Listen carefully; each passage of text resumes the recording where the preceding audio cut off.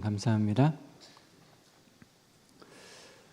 우리는 8주 동안 소아시아 7교회를 향한 주님의 메시지를 살펴보았습니다. 설교 제목만 살펴보아도 각 교회를 향한 주님의 핵심 메시지를 금방 알 수 있습니다. 설교 제목을 쭉 나열하면 다음과 같습니다. 처음 사랑을 버렸느니라, 에베소 교회를 향한 말씀이죠. 내가 죽도록 충성하라, 서머나교회이고요. 좌우에 날선검을 가지신 이가, 버가목 교회입니다. 회개하고자 아니하는도다, 두아디라 교회를 향한 말씀이죠. 살았다는 이름은 가졌으나 사대교회고요. 작은 능력을 가지고서도 빌라델피아 교회입니다. 내 입에서 토하여 버리리라, 내가 문 밖에 서서 두드리노니, 라오디게아 교회를 향한 주님의 말씀입니다. 여러분 기억나시나요? 이 7교회를 향한 주님의 메시지 중에서 큰 울림과 감동이 되었던 메시지는 어떤 메시지였습니까? 에베소 교회는 처음 사랑, 한결같은 마음, 꾸준한 섬김이 얼마나 중요한지를 잘 가르쳐 주고 있습니다. 순전하고 순수했던 그 마음을 회복하는 것, 그 마음을 유지하는 것, 이것은 아무리 강조해도 결코 지나침이 없습니다. 서머나교회는 우리가 주님께 응당 보여야 하는 충성의 성격을 잘 보여주고 있는데요. 충성하되 어떻게 충성해야 됩니까? 죽도록 충성해야 되는 거죠. 죽기까지 충성해야 되고요. 죽더라도 충성해야 된다. 이게 우리가 주님께 보여야 할 충성인 거죠. 버가목 교회는 주님의 말씀의 위력을 생생하게 보여주는데요. 주님의 말씀은 좌우의 날선 검입니다. 이쪽으로도 칠 수 있고 저쪽으로도 칠 수 있는 양날검입니다. 특히 양날검은 찌르기에 특화된 검입니다. 그래서 말씀이 선포될 때, 말씀을 들을 때 찔림이 있는 거죠. 찔림이 있으면 어떻게 해야 됩니까? 우리는 회개로 응답해야 되는 겁니다. 두아디라 교회는 심판이 확정된 죄인의 주요한 특징을 우리에게 가르쳐주고 있습니다. 그게 뭡니까? 심판이 확정된 죄인. 어떻게 보면 상당히 두려운 말씀이죠. 돌이킬 수 없습니다. 이제 더 이상 회개의 기회를 가질 수 없는 거죠. 이제 심판을 마주하는 것 외에는 다른 선택지가 없습니다. 그런 죄인들의 주요한 특징은 회개할 기회가 있음에도 불구하고 계속해서 회개를 거부한다는 데 있습니다. 그러면 남은 선택지는 하나님의 준엄한 심판밖에 없는 거죠. 사대교회는 교회의 교회됨, 교회의 교회다움의 바로미터를 보여주고 있습니다. 살아있는 교회와 죽어가는 교회를 가르는 기준을 제시해주고 있는 거죠. 그게 무엇입니까? 행위, 곧 열매입니다. 우리는 주님께서 우리의 믿음을 보시는 것 같지만 물론 믿음을 보시죠. 그러나 주님께서 주목하시는 것은 행위, 열매입니다. 우리의 믿음을 뭘로 증명할 수 있습니까? 행위, 열매로만 증명할 수 있기 때문입니다. 우리는 성도라는 간판만 내걸고 있는 그런 성도입니까? 아니면 실질적으로 세상의 빛, 세상의 소금이라는 사명을 감당하는, 그러니까 우리의 믿음을 삶으로 확증하는 성도입니까? 빌라델피아 교회는 작은 능력을 가지고서도 얼마든지 크고 놀라운 일들을 할 수 있음을 보여주고 있습니다. 왜냐하면 주님은 내 작은 능력을 가지고서도 큰 일을 행하실 수 있는 분이시기 때문입니다. 내 연약함은 사실 주님의 능력이 부어지는 토대이기도 하죠. 그러니까 내 능력이 크냐 작냐 중요하지 않죠. 주님이 나를 통해서 역사하느냐, 주님의 능력으로 죄의 일을 감당하느냐, 이게 포인트인 거죠. 라오디게아 교회는 우리를 토해 버리시는 주님의 심판의 단호함과 엄격함을 보여주는 거죠. 그러면서 동시에 우리의 허락을 구하시는, 문 밖에 서서 조심스럽게 똑똑 놓고 하시는, 우리의 허락이 떨어지기까지 문 밖에 서서 기다리시는 전능자의 겸손함을 보여주고 있는 거죠. 하나님의 공의, 하나님의 사랑, 이 대조적인 이미지를 극적으로 보여주고 있는 교회가 바로 라우디게아 교회입니다. 이것이 우리에게 주는 메시지는 주님의 징계, 주님의 심판은 징계와 심판 그 자체가 목적이 아니라 구원을 위한, 회복을 위한 징계라는 것, 심판이라는 거죠. 7교회를 향한 주님의 메시지는 오늘 저와 여러분을 향한 주님의 메시지이기도 합니다. 우리가 당장 주님께 응답해야 될 메시지는 무엇입니까? 7교회를 향한 주님의 메시지는 각각 다르지만 모든 교회에 동일하게 주어지는 메시지가 있습니다. 각 교회의 결론 부분에 주님께서 동일한 메시지를 주시는데요. 정확하게 말하자면 주님께서 각 교회에 명령하시는데요. 그게 무엇입니까? 오늘 설교의 제목입니다. 귀 있는 자는 들을지어다. 정확하게 말하자면 귀 있는 자는 성령이 교회들에게 하시는 말씀을 들을지어다. 귀 있는 자는 성령이 교회들에게 하시는 말씀을 들을지어다. 귀 있는 자는 성령이 교회들에게 하시는 말씀을 들을지어다. 귀 있는 자는 성령이 교회들에게 하시는 말씀을 들을지어다. 귀 있는 자는 성령이 교회들에게 하시는 말씀을 들을지어다. 귀 있는 자는 성령이 교회들에게 하시는 말씀을 들을지어다. 귀 있는 자는 성령이 교회들에게 하시는 말씀을 들을지어다. 한 번만 말씀하시면 되는데 왜 예수님께서는 굳이 각각의 교회들에게 결론 부분에 동일한 메시지, 동일한 명령을 하고 있는 것일까요? 그만큼 중요하다는 뜻입니다. 그만큼 강조하고 싶은 거죠. 그러니까 다른 메시지는 놓칠지라도 이 메시지는 반드시 응답해야 되는 주님의 명령이라는 겁니다. 자, 일단 우리가 짚고 넘어가야 할 점은 귀 있는 자는 성령이 교회들에게 하시는 말씀을 들을지어다. 이 문장은 명령이죠.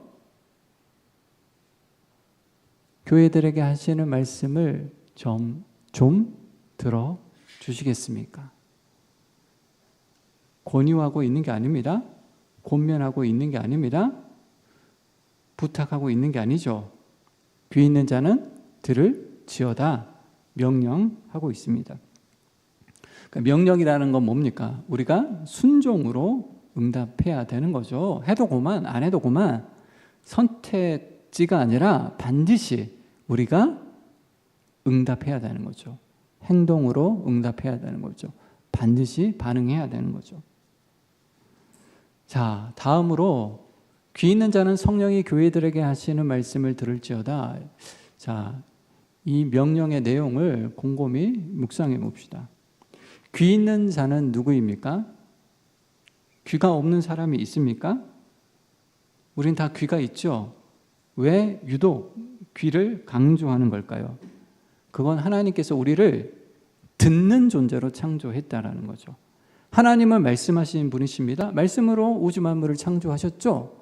말씀으로 창조하셨을 뿐만 아니라 끊임없이 우리에게 말씀하시는 분이십니다. 그리고 우리는 말씀하시는 주님의 음성에 귀 기울여야 하는 존재로 창조되었습니다. 정확하게 말하자면 하나님의 말씀을 듣고 반응하는 존재로, 듣고 행하는 존재로, 듣고 순종하는 존재로, 그래서 하나님과 원만한 소통을 이룰 수 있는 존재로, 인격적인 관계를 맺을 수 있는 존재로 우리가 창조되었습니다. 저와 여러분도 분명 귀가 있습니다. 그리고 우리는 지금 이 시간 하나님의 말씀을 뭘로 듣고 있습니까? 귀로 듣고 있는 거죠. 그래서 성령이 교회들에게 하시는 말씀을 그동안 우리는 다 들었습니다. 7교회를 향한 주님의 메시지를 다 들었습니다. 그러면 여러분 우리가 들었으니까 된 건가요? 들었으니까 들으라고 명령했고 우리는 들었으니까 이거로 끝인가요? 졸면서 듣긴 했어도 딴 생각하면서 듣긴 했어도 그래도 들었으니까 듣긴 들었으니까 된 것일까요? 자, 여기서 우리는 듣는다는 게 뭘 의미하는지를 살펴보아야 합니다. 고대 성경 히브리어에는 순종이라는 단어가 없습니다. 그러니까 구약 성경에 보면 순종이라는 단어가 제법 많이 등장하잖아요. 그런데 이 순종에 해당하는 히브리어 단어, 순종만 독립적으로 의미하는 히브리어 단어가 없다는 거죠. 왜냐하면 이미 순종의 의미를 내포하고 있는 단어가 있기 때문입니다. 그러니까 그 단어가 이미 순종의 의미로도 번역될 수 있으니까 따로 독립적으로 순종이라는 단어가 요청되지 않는 거죠. 그게 히브리어 단어 샤마라는 단어입니다.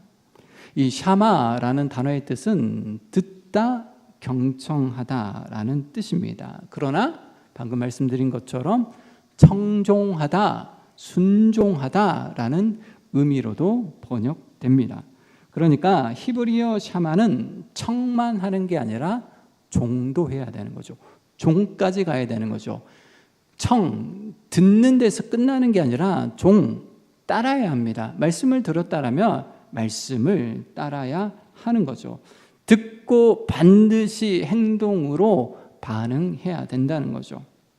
이 샤마의 명령형이 우리가 잘 알고 있는 단어 쉐마입니다.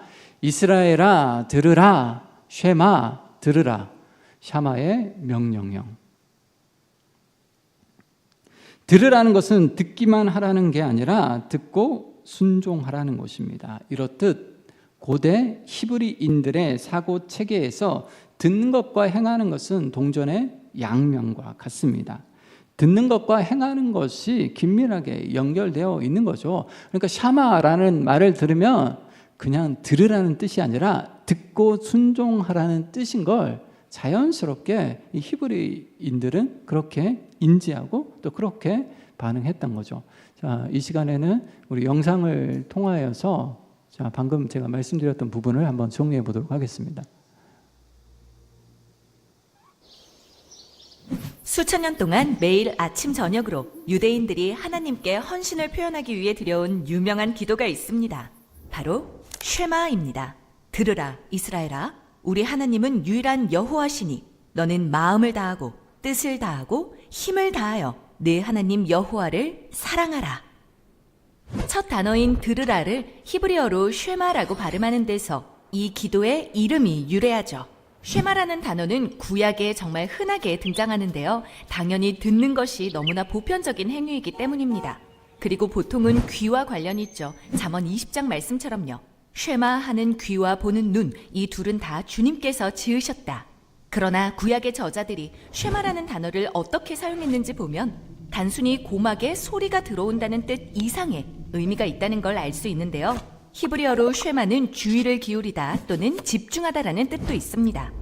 예를 들어 야곱의 사랑을 받지 못한 레아가 아들의 이름을 시므온, 히브리어로 쉼온이라고 지은 건 그녀가 주님이 내가 사랑받지 못함을 쉐마하셨다라고 말한 데서 비롯하죠. 그리고 쉐마는 듣다, 주의를 기울이다 외에도 들은 것에 반응한다는 의미도 있습니다. 시편에서 도우심을 구하는 많은 기도가 들으소서라는 외침으로 시작하는 이유죠. 시편 27편 7절처럼요. 쉐마 하소서 주여, 내가 소리내어 부르짖을 때 나를 긍휼히 여기사 응답하소서. 즉 하나님께 쉐마를 구한다는 것은 들으심과 동시에 행동해 주시길 요구하는 겁니다. 이건 하나님이 사람들에게 들으라고 하실 때도 마찬가지입니다. 이스라엘 백성이 시내산에 이르렀을 때 하나님이 말씀하신 것처럼요. 너희가 내 말을 잘 쉐마하고 내 언약을 지키면 너희는 모든 민족 중에서 내 소유가 될 것이다. 그런데 이 출애굽기 9절에는 두 가지 흥미로운 점이 있습니다. 먼저 히브리어 원문에는 쉐마가 2번 연속 강조되는데 쉐마, 쉐마라고 하면 경청한다는 의미가 됩니다. 또한 하나님의 관점에서 듣는 것은 곧 언약을 지키는 것이기 때문에 하나님이 우리에게 쉐마를 요구하실 때는 듣고 순종하라는 의미가 되는 거죠. 이게 바로 쉐마의 두 번째 흥미로운 점입니다. 고대 히브리어에는 순종이라는 단어가 없습니다. 그래서 성경은 나보다 더 잘 알거나 권위 있는 사람에게 제가 당신의 말을 듣고 행하겠습니다 라는 뜻을 전하고 싶을 때 쉐마라는 한마디 단어로 표현합니다. 히브리어로 듣는 것과 행하는 것은 동전의 양면과 같으니까요. 이게 바로 후에 이스라엘 역사에서 하나님과의 언약을 어기는 이스라엘에 대해 선지자들이 귀가 있어도 듣지 못한다라고 말한 이유입니다. 이스라엘은 듣지 못한 게 아니라 듣지 않았던 거죠. 그들이 정말로 들었다면 행동도 달랐을 겁니다. 결국 성경이 말하는 들음이란 상대의 말을 존중하고 그 말에 따라 행하는 것이며 진정으로 듣기 위해선 노력과 행동이 필요합니다. 이게 바로 쉐마입니다. 히브리어 단어 이 샤마 명령형은 쉐마. 그러니까 단순히 듣는 데서 멈추는 게 아니라 듣고 반응해야 되는 거죠. 순종해야 되는 거죠.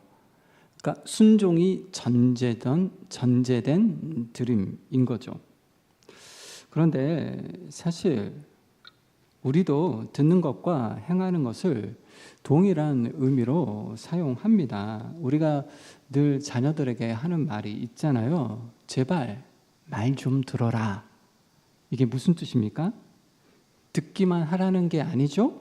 듣고 말 좀 들어라. 듣고 시키는 대로 행하라는 겁니다. 또 우리가 이런 말도 자주 사용합니다. 방금 엄마가 뭐라고 했지? 뭐라고 했지? 이건 아이의 기억력을 테스트하는 게 아니죠. 엄마가 하는 말을 곰곰이 생각해보고 잘 생각해보고 순종하라는 거죠. 방금 엄마가 뭐라고 했어? 한 번 더 짚어주면서 움직이라는 거죠. 순종하라는 거죠. 자, 다시 한번 주님의 말씀을 들어보십시오. 귀 있는 자는 성령이 교회들에게 하시는 말씀을 들을지어다. 제발 말 좀 들어. 주님께서 말씀하시는 거죠. 듣지 않기 때문에, 제대로 듣지 않기 때문에, 즉 반응하지 않기 때문에 주님은 계속해서 말씀할 수밖에 없는 거죠. 귀 있는 자는 성령이 교회들에게 하시는 말씀을 들을지어다. 단지 들으라는 뜻이 아니죠. 듣고 반응하라는 겁니다. 듣고 응답하라는 거죠. 순종하라는 거죠. 듣고 청종, 듣고 따르라는 겁니다. 당연한 말이지만 아무리 좋은 말이라 할지라도 듣기만 한다라면, 고막의 소리로만 전달된다면, 그걸로 끝이라면 무슨 의미가 있겠습니까? 7교회가 아니라 100교회에 주신 주님의 메시지를 들었다 할지라도 우리가 응답하지 않는다라면 무슨 소용이 있겠습니까? 아무리 말을 많이 해도 반응하지 않는다면 의미가 없는 거죠. 입만 아플 뿐입니다. 말하는 사람도 지치고 듣는 사람도 지칠 뿐입니다. 우리도 가끔 분명 사람에게 말을 하는데 벽에 대고 말하고 있다는 느낌을 받을 때가 있습니다. 통하지 않으면 통한다는 말이 있습니다.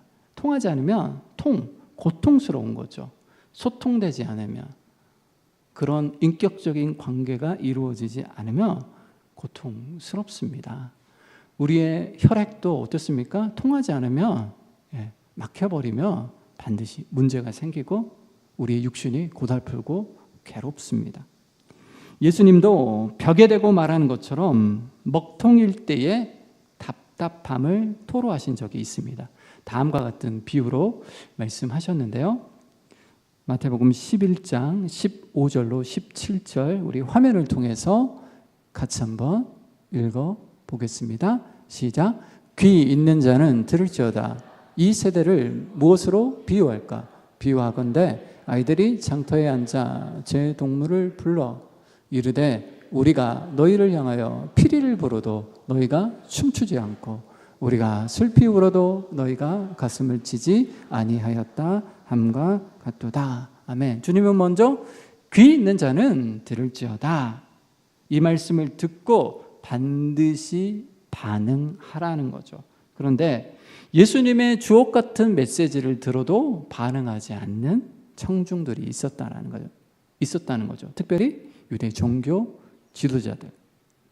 마치 반응하지 않기로 작정한 사람들처럼 꿈쩍도 하지 않았습니다. 어떤 이벤트를 해도 움직이지 않았습니다. 반응하지 않았습니다. 우리가 너희를 향하여 피리를 불어도 너희가 춤추지 않고 우리가 슬피 울어도 너희가 가슴을 치지 아니하였다. 예수님의 답답한 심정이 여러분 느껴지십니까? 오늘 우리는 어떻습니까? 듣고 반응하고 있습니까? 우리는 설교 홍수 시대를 살아가고 있습니다. 한국교회 성도들처럼 설교 듣기를 좋아하는 그런 그리스도인들은 아마 없을 겁니다. 우리는 설교를 자주 듣습니다. 언제 어디서나 TV 방송을 통해서도 듣고 그리고 스마트폰을 통해서도 유튜브를 통해서도 얼마든지 우리는 수많은 설교의 메시지를 들을 수 있습니다. 그런데 그 들음이 행함으로 이어지고 있습니까? 우리 왜 듣는 거죠? 듣는 것 그 자체가 목적일까요? 그래서 우린 설교를 듣는 것일까요? 그 들음이 행함으로 순종으로 이어지지 않는다면 그 들음에 우리가 반응하지 않는다면 무슨 의미가 있겠습니까? 자, 여기서 우리가 물어야 할 질문은 이것입니다. 우리가 주님의 말씀을 듣고도 반응하지 않는 이유는 도대체 뭡니까? 일주일에 여러분 설교를 몇 번 듣습니까? 저 설교를 많이 하잖아요. 새벽 기도회 때 설교하죠. 수요 예배 때 설교하죠. 오전 예배 때 설교하죠. 오후 예배 때 설교하죠. 예. 딱 2번만 했으면 좋겠는데 생각보다 설교를 많이 합니다. 많이 하면서 저도 지치기도 하죠. 성도들도 너무 많은 메시지가 쏟아지고 있는데 무겁겠다, 지치겠다 그런 생각을 가끔 할 때가 있습니다. 자, 어쨌든 엄청나게 한국교회 성도들은 열심히 남다르잖아요. 설교를 많이 듣습니다. 근데 왜 반응하지 않는 거죠? 왜 이게 순종으로 연결되지 않는 걸까요? 구약의 선지자가 활동했던 시대에도 예수님 시대에도 그리고 지금도 순종하지 않는 바로 이 문제, 고질적인 문제죠. 이 문제가 계속해서 고질적인 문제가 반복되는 이유는 도대체 무엇일까요? 예수님께서 이사야 선지자의 말을 통하여 인용하신 말씀을 잘 들여다보면 이 질문의 해답을 찾을 수 있습니다. 예수님이 이사야의 예언을 인용하시며 우리의 뼈아픈 진실, 불편한 진실을 드러내시는데요. 같이 한번 읽어보도록 하겠습니다. 마태복음 13장 14절, 15절 화면을 통해서 같이 한 목소리로 읽겠습니다. 이사야의 예언이 그들에게 이루어졌으니 일렀으되 너희가 듣기는 들어도 깨닫지 못할 것이요 보기는 보아도 알지 못하리라. 이 백성들의 마음이 완악하여져서 그 귀는 듣기에 둔하고 눈은 감아졌으니 이는 눈으로 보고 귀로 듣고 마음으로 깨달아 돌이켜 내게 고침을 받을까 두려워함이라 하였느니라. 아멘. 사실 한번 읽으면 무슨 뜻인지 잘 파악이 되지 않습니다. 그래서 우리는 성경을 반복해서 읽어야 되는 거죠. 천천히 읽어야 되는 거죠. 읊조리면서 읽어야 되는 거죠. 곰곰이 생각하면서 읽어야 되는 거죠. 그러면 왜 우리의 고질적인 문제, 듣고서도 응답하지 않고 듣고서도 순종하지 않고 듣고서도 행함으로 이어지지 않는 우리의 이 고질적인 문제의 원인을 분명하게 찾을 수 있습니다. 그것은 바로 우리가 진정 순종으로서의 들음, 히브리어 쉐마, 명령형 쉐마, 그 들음에 실패하는 거죠. 그러니까 순종하기 위해서 듣지 않는다라는 거죠. 그 이유가 무엇입니까? 이 백성들의 마음이 완악하여져서, 그러니까 우리 마음이 완악하다라는 거죠. 완고하다라는 거죠. 그래서 우리가 듣기는 듣지만은 그것이 행함으로 연결되지 않는다라는 거죠. 의지가 약해서가 아닙니다. 의지가 약해서 우리가 순종하지 못하는구나. 노력이 모자라서 여러분 우리가 순종하지 않는 게 아닙니다. 근본적인 원인은 뭡니까? 우리 마음이 완악하다라는 거죠. 완고하다라는 거죠. 딱딱하다라는 거죠. 그 완악함이 우리 안에서 어떻게 작동합니까? 자, 15절 끝자락 보시면 내게 고침을 받을까 두려워함이라. 그러니까 우리 마음이 완악하기 때문에 결국 이게 어떤 식으로 우리를 이끄느냐, 내게 고침을 받을까 두려워함으로 두려운 마음을 일으킨다라는 거죠. 자, 우리 경험이 말해주고 있듯이 말씀을 들으면 어떻습니까? 그래도 찔림이 있습니다. 좌우의 날선 검이니까, 찌르기에 특화된 검이니까, 양날 검이니까 찌르면 아픕니다, 여러분. 찔림을 느낄 수 있죠. 그래서 고쳐야겠구나, 고쳐야 한다는 것을 압니다. 그런데 실제 고치려면 어떻습니까? 머리에서 계산하는 거죠. 머리가 핑핑 돌아갑니다. 계산하면 치루어야 될 대가가 크다는 것을 금방 눈치챕니다. 예를 들면 내 완악함부터 솔직히 인정해야 되는 거죠. 아, 내가 완악하구나. 아, 내가 완고하구나. 이것부터 내가 인정해야 되는 거죠. 삶의 방식도 뜯어 고쳐야 합니다. 그동안 편안하게 신앙생활 했던 것도 뜯어 고쳐야 하는 거죠. 시간도 돈도 손해 봐야 합니다. 욕심도 자존심도 내려놓아야 하는 거죠. 이게 싫은 거죠. 이게 부담스러운 거예요. 이거 아는 거죠. 이걸 우린 즉각적으로. 자, 찔림이 있습니다. 아, 고쳐야겠구나. 고치려고 하니까 부담스러운 거예요. 이게 싫은 거예요. 내게 고침을 받을까 두려워함이라. 고쳐지는 과정, 내가 변화되는 과정, 이게 부담스럽고 두려운 거죠. 그래서 우리는 어떻게 반응합니까? 그냥 나를 완악함 속에, 완고함 속에 방치해 버리는 거죠. 왜? 이게 편하니까. 이게 부담 없이 신앙생활을 할 수 있는 방식이니까.